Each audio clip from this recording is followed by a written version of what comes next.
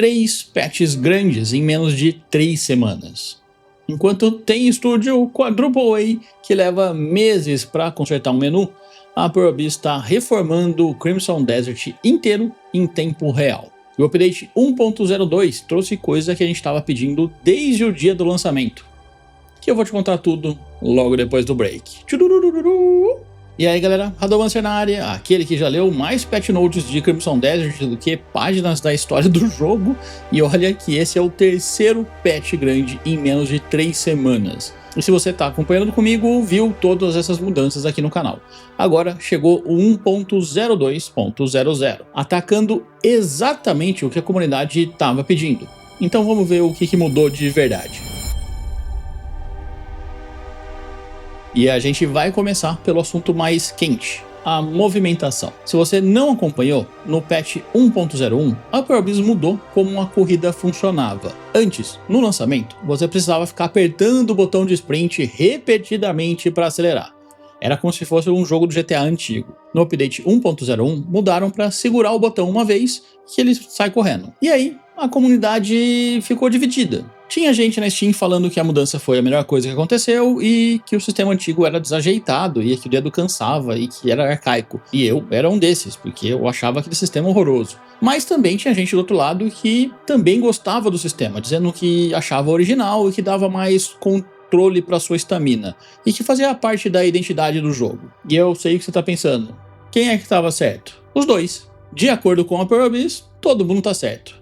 E eles fizeram o que todo estúdio deveria fazer numa situação como essa. Botaram as duas opções para você usar a que você gostar mais. Agora você pode ir em configurações, entrada e tem a opção lá, modo de controle de movimento. Tem duas escolhas, a padrão, que é segura o botão de corrida para ir acelerando, que é o sistema que veio no patch 1.01, e o clássico, que é apertar repetidamente para acelerando, que é como o jogo original lá do 1.0. Isso vale para o personagem e para suas montarias. No modo padrão, segurar a tecla de corrida na montaria consome vigor periodicamente. No modo clássico, cada toque no botão consome vigor e você vai dando aquelas puxadas ali. Ou seja, não é só uma opção cosmética, é um sistema de consumo de estamina diferente, dependendo da sua escolha.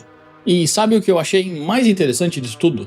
Não foi a mudança em si, foi a velocidade. Vamos falar a verdade, o pessoal conseguiu reclamar a partir do dia 29 de março, ou seja, 5 dias depois, a opção de toggle já está no jogo. 5 dias. Isso não é comum na indústria dos videogames, principalmente para um jogo desse tamanho. Isso é extremamente raro, para ser sincero. Essa é a diferença entre um estúdio que está ouvindo e um que finge que ouve, né?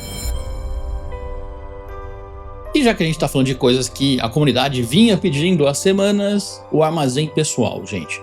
Se você tá jogando Crimson Desert, sabe que 240 espaços não dava pra nada, né? Insetos, peixes, gemas, materiais de crafting, comida, equipamento que você quer guardar, 240 espaços acabam antes de você terminar o capítulo 6. Agora com esse update, a capacidade máxima é de 1000 espaços. Mas essa aqui é a parte importante. Não são 1000 espaços logo de cara não. Depende do progresso da sua expansão de facção com os Jubas Cinzentas. E funciona assim.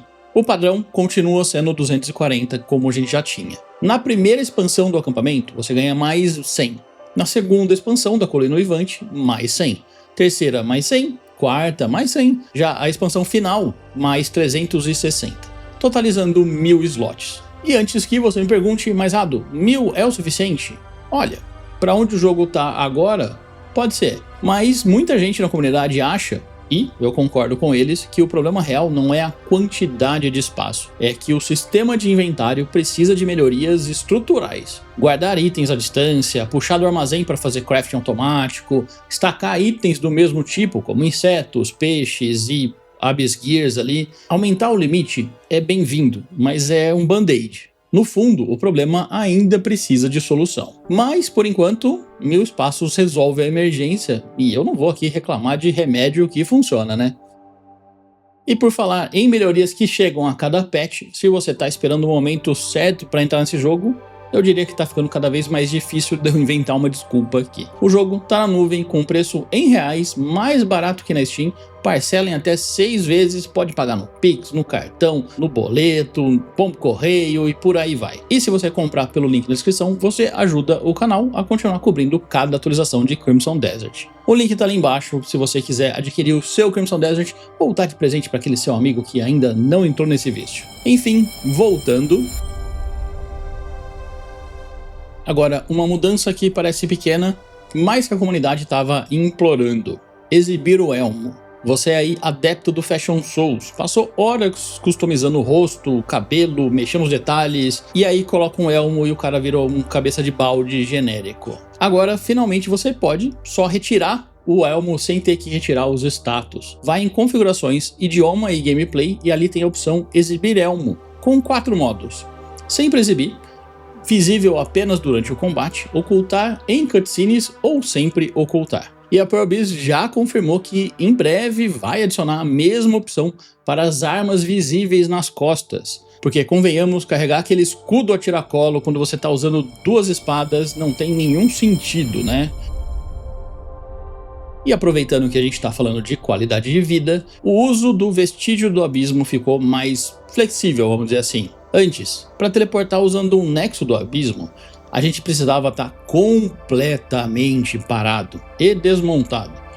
Agora, dá para usar mesmo que você esteja se movimentando de maneira leve de acordo com eles. Com as exceções ainda de durante o voo ou montado você não pode se teleportar. Mas agora, se você estiver caminhando, você vai poder abrir um teleporte para qualquer outro lugar do mapa. E mais uma vez a Pearl Beast já falou que está trabalhando também em permitir que você se teleporte mesmo montado em certas montarias. Não acho que vai ser todas não. Ou seja, a tendência é que em breve a gente vai poder teleportar sem precisar descer do cavalo. Outra melhoria na travessia do mundo, agora o voo pode ser ativado segurando o botão de pular no ar. Antes você tinha que dar um pulo e depois apertar o botão separado e aí ele começava a voar. Agora pula, segura e ele já sai voando. Muito mais intuitivo, muito menos botão para apertar, gostei bastante dessa mudança, para falar a verdade. E para quem está explorando o Pylone, foi adicionado um novo Nexo do Abismo na região. Ou seja, mais um ponto de teleporte para tentar facilitar a nossa vida. E agora para a galera que conta pixels antes do café da manhã. O FSR teve melhorias de qualidade no upscaling do PC, Play 5 e Xbox. No PC especificamente, eles atualizaram para o FSR SDK 2.2 e melhoraram a geração de quadros para quem estava usando. Agora, para quem usa o Ray Reconstruction, eles corrigiram aquele problema de renderização bugada nas folhagens e reflexos com Ray Tracing. E aquele cintilamento no topo da tela, quando você tinha o DLAA e o HDR ligados, foi corrigido. Mas uma sugestão, não liga o HDR não, que o HDR desse jogo é todo bugado. E para a galera do console, o Play 5 Pro ganhou PSSR aprimorado com um Sharpen e Anti-Aliasing nativo no modo qualidade. Traduzindo, imagem mais nítida, especialmente no Pro. O Series X agora também tem a opção de aprimoramento para 4K no modo desempenho. Se você estava achando que o modo de performance era embaçado demais, agora então tem uma melhoria pra gente. E as otimizações gerais de estabilidade e desempenho continuam em todas as plataformas, como seja menos crash, menos stuttering e mais consistência na gameplay.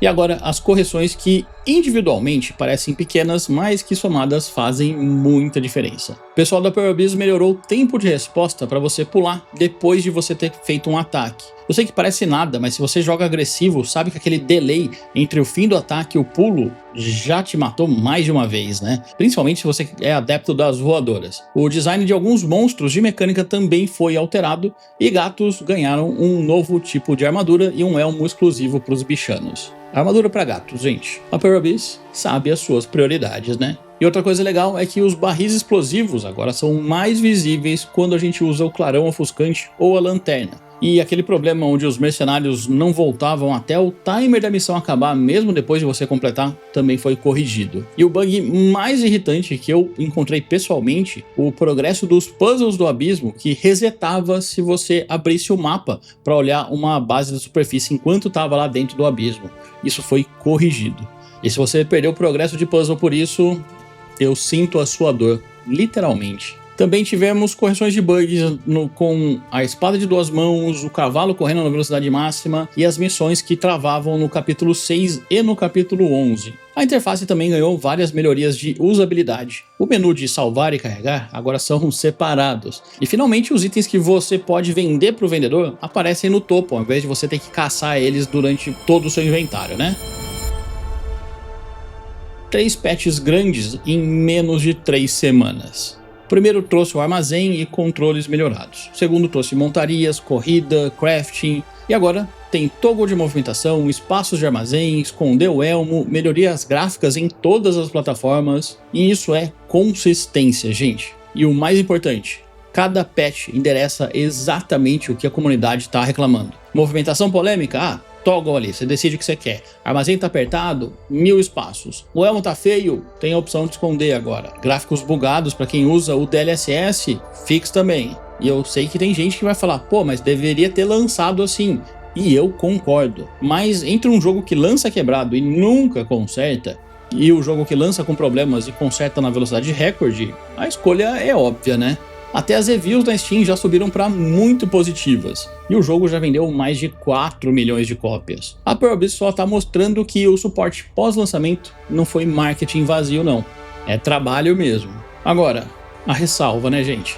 Tem coisas que o patch não resolve. O sistema de inventário precisa de uma reforma estrutural e não só de mais espaços. E o remapeamento completo dos controles ainda não veio. Mas a Pearl Beast está indo na direção certa. E enquanto eles continuarem assim, a gente vai continuar cobrindo esse jogo, né? Então é isso aqui, patch 1.02.00 de Crimson Desert. A Pearl Beast entregou e entregou muito e rápido. Me fala aí nos comentários, você prefere o modo clássico ou padrão da movimentação? E o armazém de 1000, acha que resolve ou não é o suficiente para você, seu Zé Lutinho? Conta ali embaixo nos comentários que eu queria saber a sua opinião. E se você quer ver mais ainda de Crimson Desert, dá uma olhada nesse vídeo que está aparecendo na sua tela agora.